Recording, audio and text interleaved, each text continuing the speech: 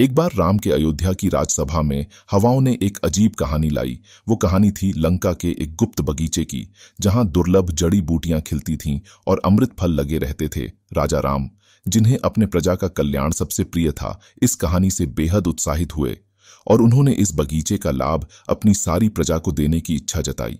लेकिन वो बगीचा कहाँ था, ये कोई नहीं जानता था।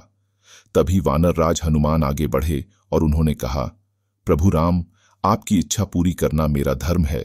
मैं इस गुप्त बगीचे को ढूंढ लाऊंगा, चाहे जमीन हो या आसमान।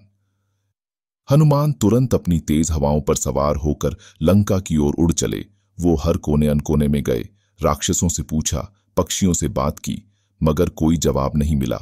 हताश नहीं होते हुए हनुमान दिन रात लंका की छानबीन करते रहे। एक शाम सूरज डूबने के बाद हनुमान थककर एक पेड़ पर बैठ गए। तभी उन्हें दूर से मधुर संगीत सुनाई दिया। उस संगीत ने उन्हें मंत्रमुग्ध कर दिया। संगीत का पीछा करते हुए वो एक गुफा के पास पहुंचे। गुफा के प्रवेश द्वार पर गहरी नींद में दो राक्षस सोए हुए थे। हनुमान समझ गए कि संगीत के जरिए ही इन राक्षसों को बेहोश किया गया है। अंदर जाकर देखा तो एक खूबसूरत परी बैठी थी और वीणा बजा रही थी। वो लंका की राजकुमारी थी, जिसे एक शक्तिशाली जादूगर ने बंदी बनाकर रखा था। परी ने हनुमान को सारी कहानी बताई। शक्तिशाली जादूगर इसी बगीचे से अमृत फल चुराकर अमर बनना चाहता था। परी ने उसे रोकने की कोशिश की तो वो बंदी बना ली गई। हनुमान ने तय किया कि वो परी को मदद करेंगे। उन्होंने गुफा से बाहर निकलकर दोनों राक्षसों को जगा दिया।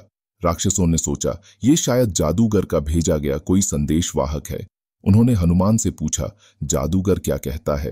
हनुमान ने बुद्धि से काम लिया। वो बोले, जादूगर कहता है कि बगीचे में कुछ गड़बड़ है, उसे जांच करने आना है। तुम दोनों उसका स्वागत करने के लिए बाहर खड़े रहो। राक्षस बाहर चले गए और हनुमान परी को लेकर गुफा से निकल पाए। बगीचे में जाकर उन्होंने जादूगर को अमृत फल तोड़ते देखा। उन्होंने जादूगर को पकड़कर हवा में उठा लिया और पूछा, तू अमर क्यों बनना चाहता है? जादूगर कांपते हुए बोला, मैं अपनी प्रिय राजकुमारी को मौत से बचाना चाहता हूं, वो बीमार है। हनुमान दयालु होने के कारण जादूगर की बात समझ गए। उन्होंने कहा, अमृत फल तुम्हारे काम नहीं आएगा, तुम्हारी राजकुमारी को दवाओं की जरूरत है।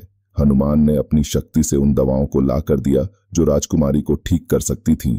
जादूगर ने अपनी गलती का एहसास किया और हनुमान के सामने नतमस्तक हो गया। इस तरह हनुमान अपनी बुद्धि और दयालुता से न केवल गुप्त बगीचा ढूंढ लाए, बल्कि प्रेम और क्षमा का पाठ भी पढ़ा।